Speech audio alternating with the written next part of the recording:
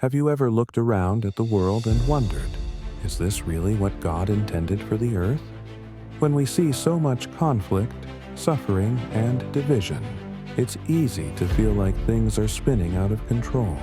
But the Bible assures us that God does have a plan, not just for individuals, but for the entire planet. Let's look at a few scriptures that paint a picture of what's coming. Daniel 2:44, a kingdom that will never be destroyed.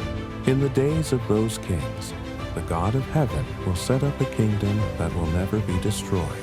It will crush and put an end to all these kingdoms, and it will stand forever. That verse reminds us that human governments, no matter how strong or well-intentioned, can dissolve the deep problems facing humanity. But God's kingdom is different. It's not a political movement or a human organization. It's a heavenly government with Christ as king. And when that kingdom takes full control, it will remove all forms of rule that bring pain, injustice, and war. The cleansing of the earth begins with that action, removing everything that stands against God as righteous rule. 2. Psalm 37:10-11. The meek will inherit the earth. Just a little while longer, and the wicked will be no more. You will look at where they were, and they will not be there, but the meek will possess the earth, and they will find exquisite delight in the abundance of peace. What a comforting promise! The earth won't be destroyed. It will be renewed and handed to people who truly want to live by God-esque ways. Humble, peace-loving individuals. Notice it says, they will find exquisite delight in the abundance of peace. Imagine that. No more violence, greed, or fear. The cleansing God promises is not a punishment for humanity as a whole. It's a removal of the harm and corruption that prevent real peace. 3. Matthew 6:10. Let your kingdom come. Let your kingdom come. Let your will take place, as in heaven, also on earth. When Jesus taught his followers to pray those words, he was revealing what God's ultimate goal has always been.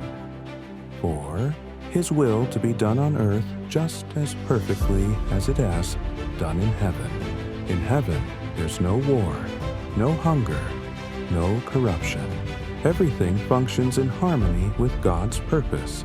So when we pray for God's kingdom to come, we were really asking him to bring that same peace and order here, to cleanse the earth and make it a reflection of his heavenly standards.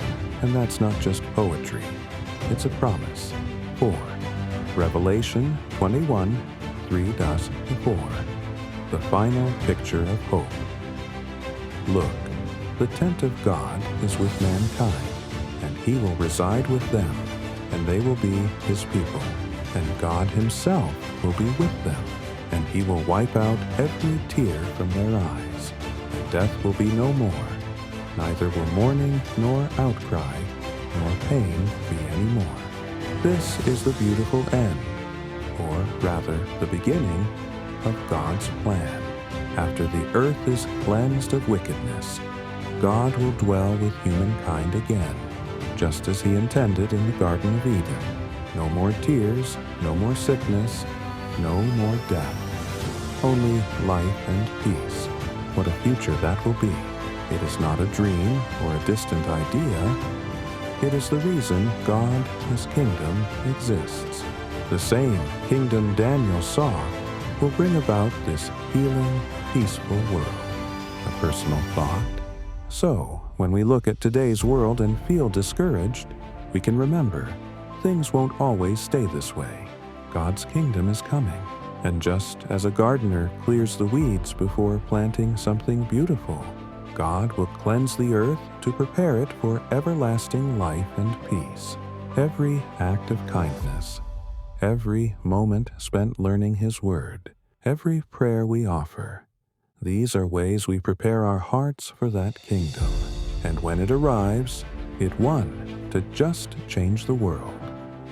It will restore it to what God always meant it to be.